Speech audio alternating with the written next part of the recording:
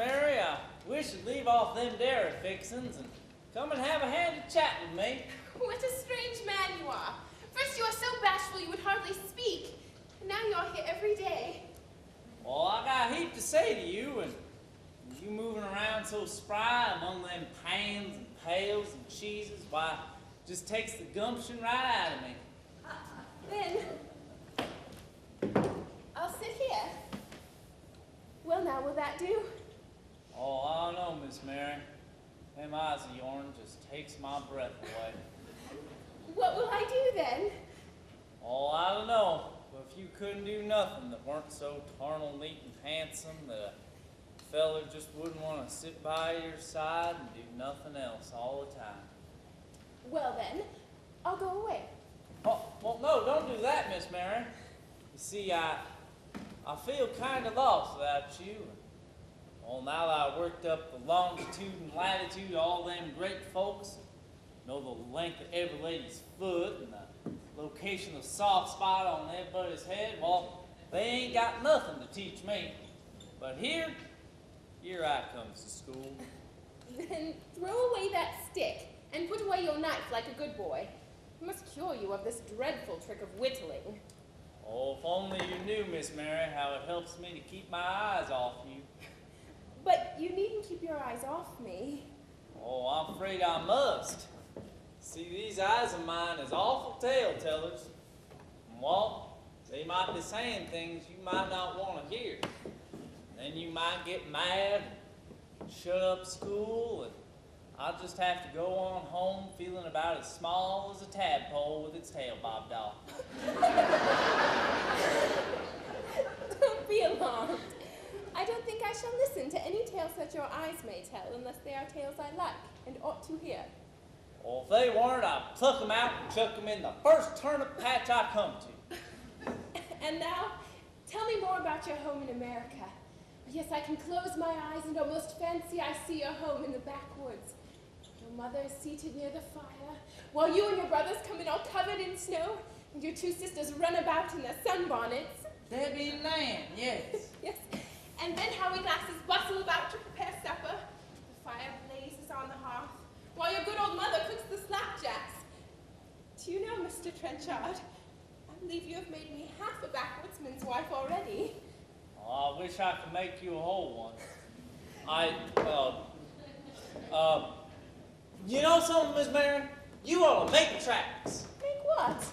Pick on up and immigrate to the rural state of Vermont. Why, you could live along with Mother, Debbie and Nan would be there. I reckon I'll be there too.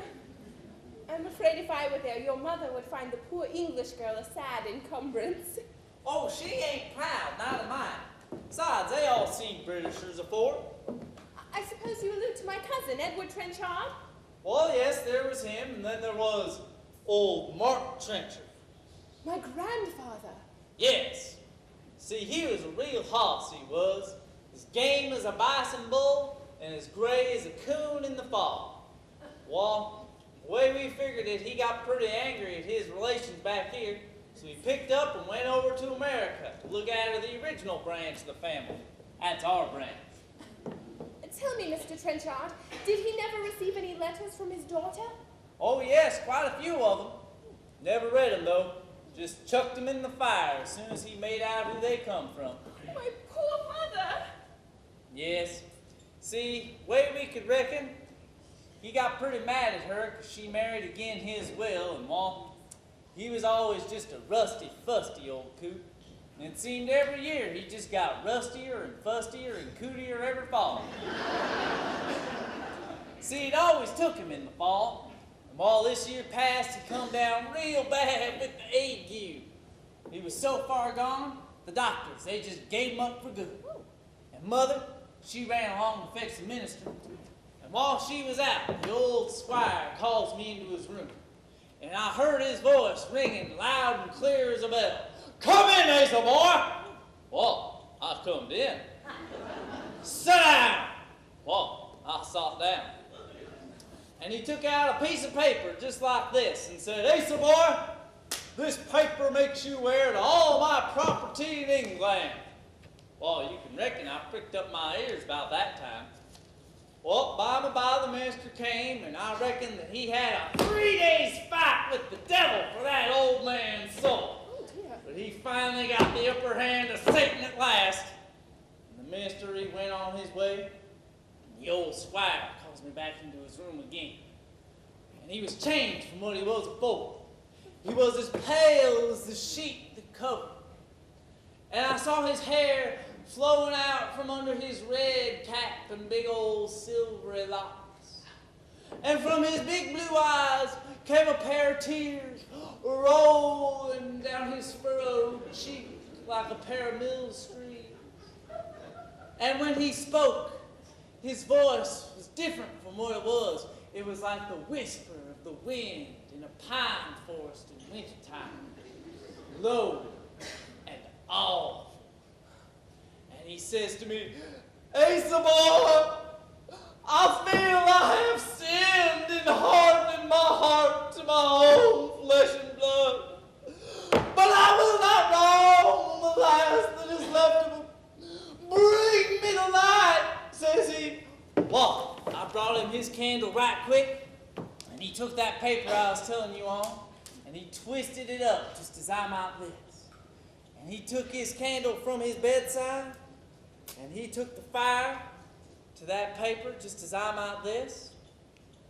And as he watched it burn slow away, he says, "Asa boy, that act disinherits you and makes my own one true heir, my daughter's sweet darling child, Miss Mary Meredith."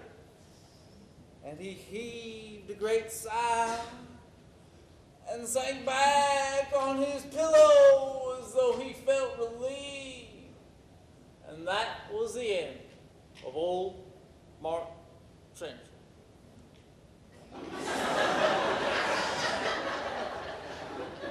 Oh, my poor grandfather.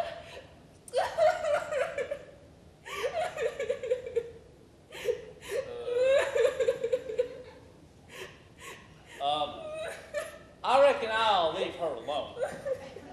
Well, there lies $400,000 there's a cent.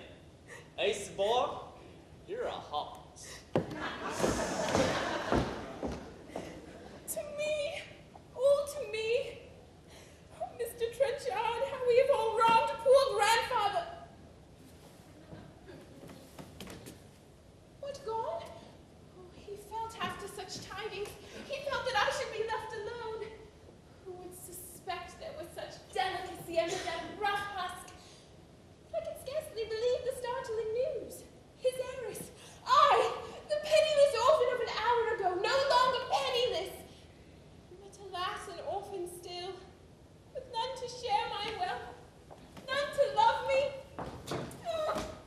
What treason is this? No one to love you, eh? Oh, What's the matter? Oh, you've been weeping. And I meant that American savage coming from here.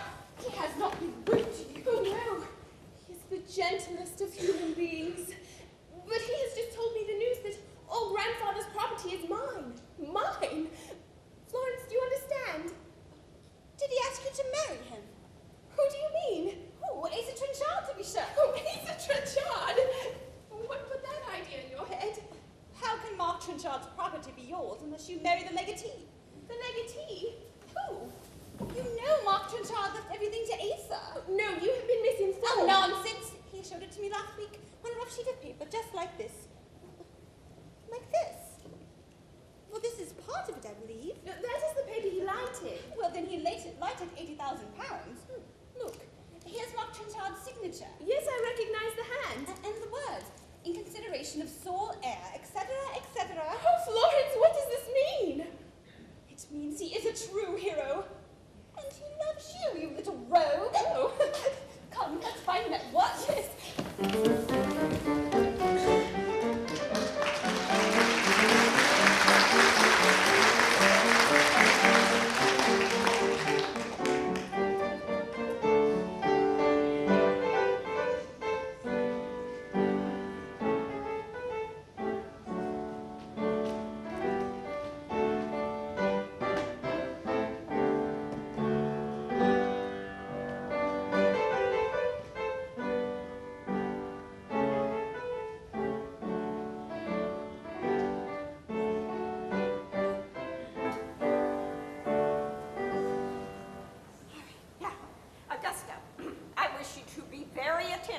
Mr. Trenchard, my dear. What would you advise, Mama? You know I'm always advised by you.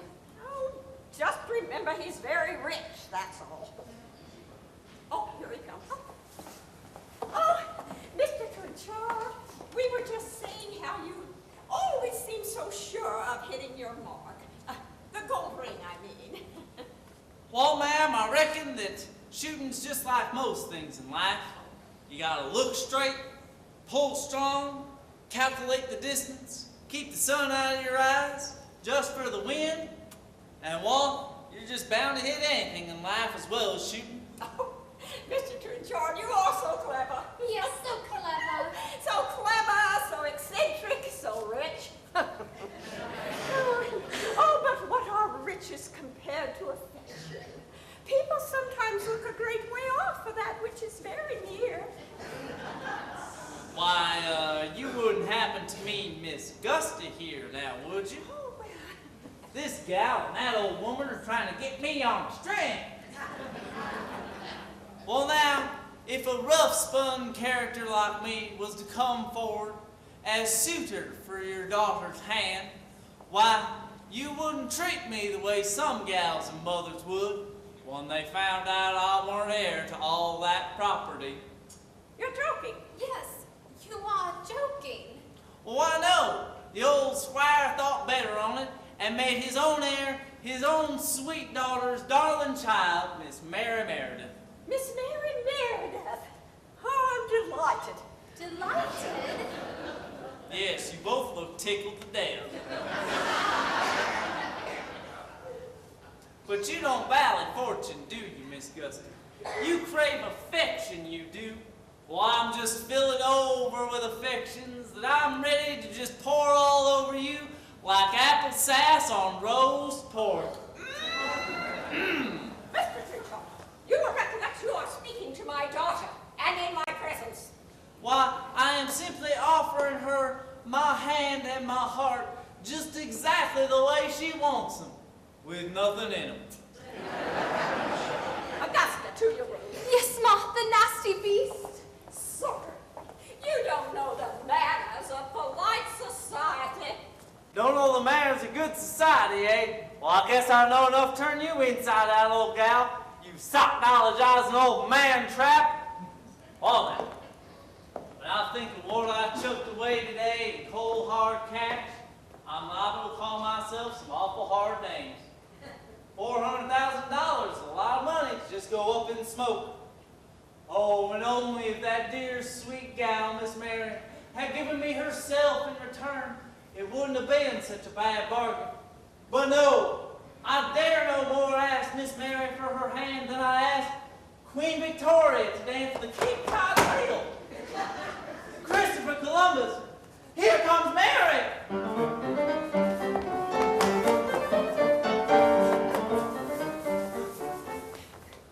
Mr. Trenchard, what have you gone and done? Nothing but my duty, Miss Mary. What can I do but offer you my lifelong gratitude? Don't now, miss, don't. If I knew what else to offer. Oh, why, give me yourself, Miss Mary. I know what a rough, ill-mannered block I am, but there's a heart in here worth something, I reckon, even if it's only got your own dear, sweet little image printed on it.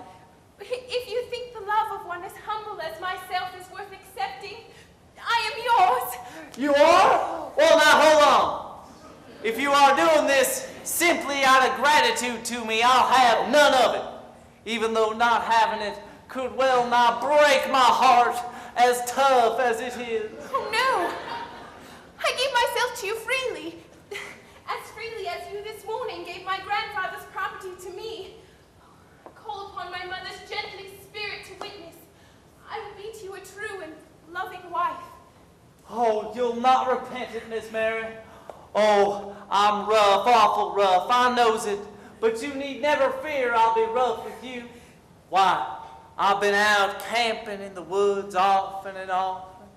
And I seen them bears that play with their cubs in the moonlight. And those teeth that could just rip through a man was to them cubs just as nothing. And that's what I'll be with you. And those claws that could tear through a man's head like it were a pumpkin. Was to them cubs just as soft, velvety cushions. And that's what I'll be with you, my own darling little wife. And if ever harm should come to you, it shall only be over the dead body of Mr. Asa Trenchard. Well, if I don't get out into the fresh air, I'll bust. Mr. Haysaw! Mr. Haysaw! Oh, he's gone. Well, I suppose he'll come back to keep his appointment. Mr. Coyle is quite impatient. It's not often that an American has the run of the wine cellars of Trenchard Manor, and in such company, too. There's me and Mr. Coyle, which is a good judge of old port wine, and he knows it when he drinks, and his clerk, Mr. Murcott, which I don't exactly like sitting down with clerks, but Mr. Haysaw wished it, and Mr. Coyle had no objections. So, in course, I put my feelings in my pocket. Besides, Murcott is a man of education, though unfortunately taken to drink. But what of that? It's been many a man's misfortune, though I say it what shouldn't say it, being a butler. Well, to join my distinguished party.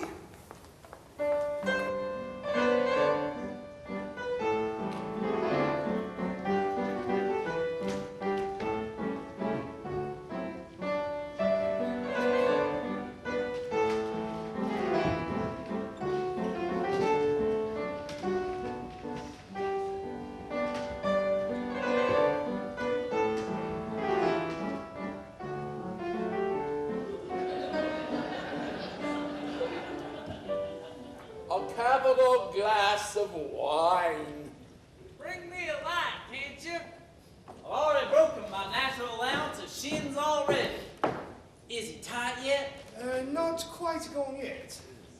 Oh, Mr. Trenchard, glad to see you. Welcome to the vaults of your ancestors. Oh, yes, you seem to be punishing their spirits pretty well. Why, Mr. Haysaw? The spirits are in the outer cellar. Oh, Mr. Asa, there's nothing like a wine cellar. For a hearty bout, you can boil yourself hoarse under these ribbons of stone, and nobody can hear you! Softly, softly. Oh, Mr. Coyle, make as much noise as you like. Steady, old Hall, steady. Oh, I'm always steady. Now, Mr. Coyle, supposing you gives us a song. Oh, I don't sing, but sometimes I join in the chorus. Well, then, give us a chorus. Okay. Oh, would you assist in the vocalization thereof? Will to the best of my endeavors thereunto. Well, we won't go home until morning. We won't go home until morning. We won't go home until morning. I don't think you'll go home at all. Quick, Murphy, grab his keys. Here, is that all? No, the key to his private bureau is on his watch chain, and I can't get it off. Well, take it, watch it all. He will accuse us of robbing him. Well, never mind that. I'll take the responsibility.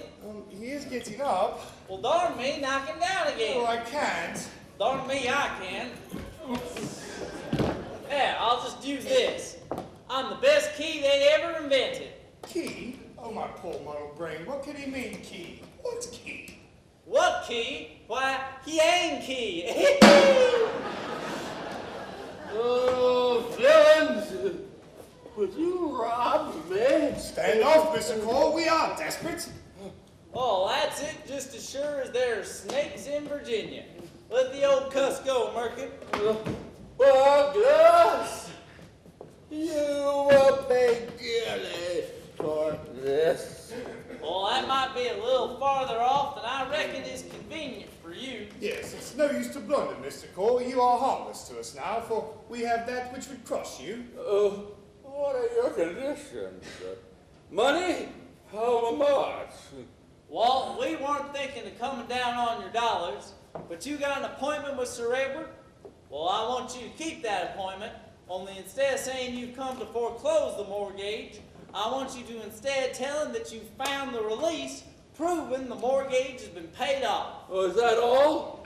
Well, no, that's not all. We want you to apologize to Miss Florence Trenchard for having the darned impudence to propose for her hand. Oh, what more? Well, that you resign your stewardship in favor of your clerk, Mr. Abel Merkin. Oh, that drunkard? Well, he was, but he gonna take the pledge at the first pump he come to. Ain't that right, Merkin? Yes, I will conquer the demon drink or die in the struggle with him. Is there anything more? Well, yes, I think it's about time you had a wash. You're not a handsome man at best, and now, whoo, you is awful. So come along, Mr. Coyle. First wash is for you. To the pump, Merkin. Oh, give me strength, courage, courage!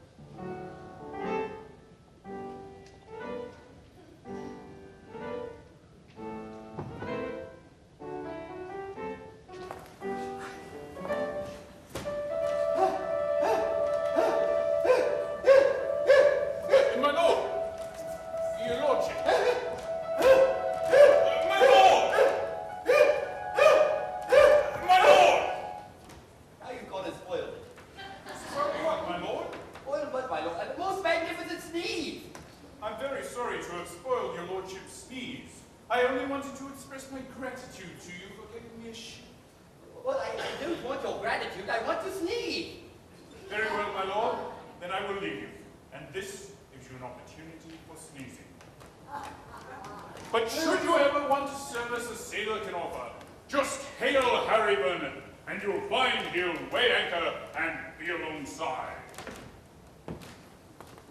What did he mean, be alongside? Is one side longer than the other? What's the matter with that sailor side? Oh, I see. He has a stomachache. That's the idea.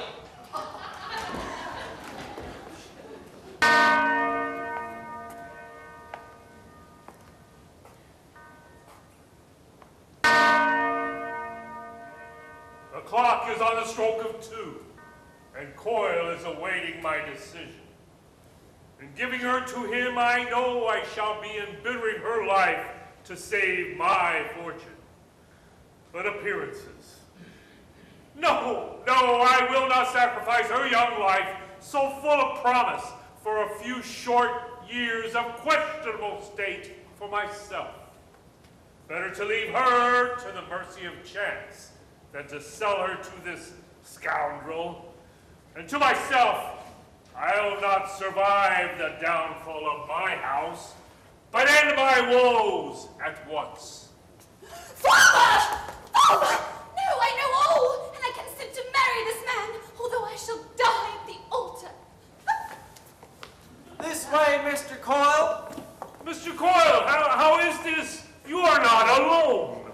Well, you see, sir, Mr. Coyle asked myself and his clerk to witness the cutting of the seals on the mortgage, which he just happened to have been lucky enough to have found the release on. Heavens! Is it so? Yes, Sir Edward. There was a release executed by my father that was detached. Accidentally? Accidentally. But my daughter, sir! Oh, I regret to have conceived such a mad thought. It is enough to undo me as serving as your servant, which I humbly resign. Recommending as your successor. Recommending as my successor Abel Murcott, who's aware of your family affairs, gained in my office, who should render himself as useful as I have been. Huh, yeah, just about. Your request is granted, Mr. Coyle. And now, Mr. Coyle, you may absquatulate. I go, Sir Edward, with equal good wishes to all assembled here.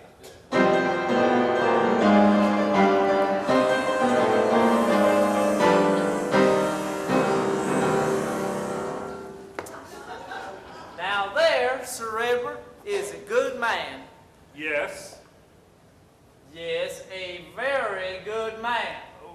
Yes, he is a good man. Mr. Murcott, your offense was heavy. And so has been his reparation.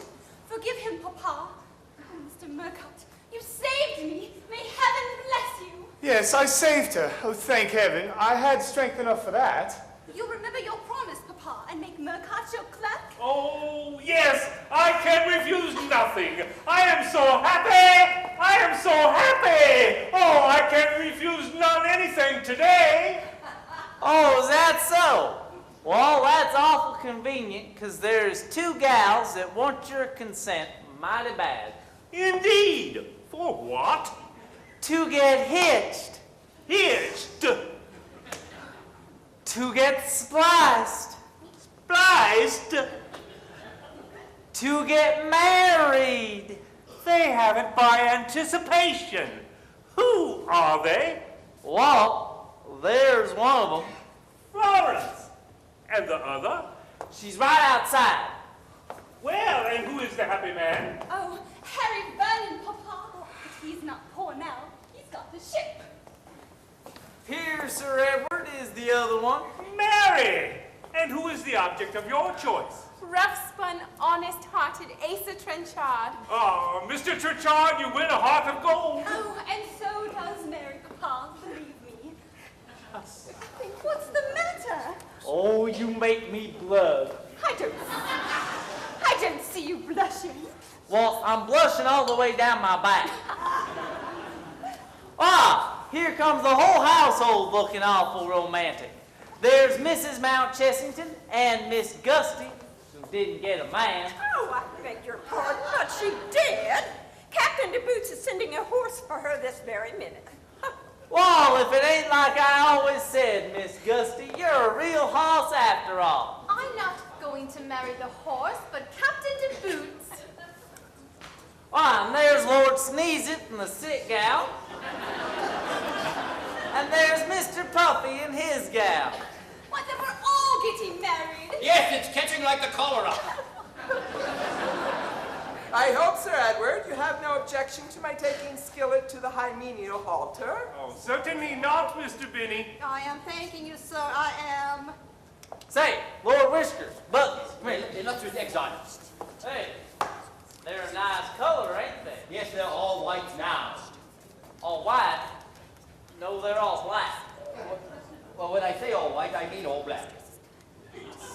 Say, you think I should tell that sick gal about the hair dye? No. You didn't tell that sick gal about the hair dye. Well, I won't if you don't want me to. That man is a damned rattlesnake.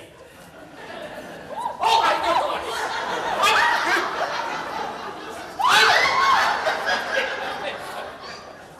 Miss Georgina, your delicacy. You think I should tell his lordship how I saw you pitching into that corned beef and onions this morning? Oh, please don't, Mr. Trenchard. I'm so delicate. Well, I won't if you don't want me to. Thank you.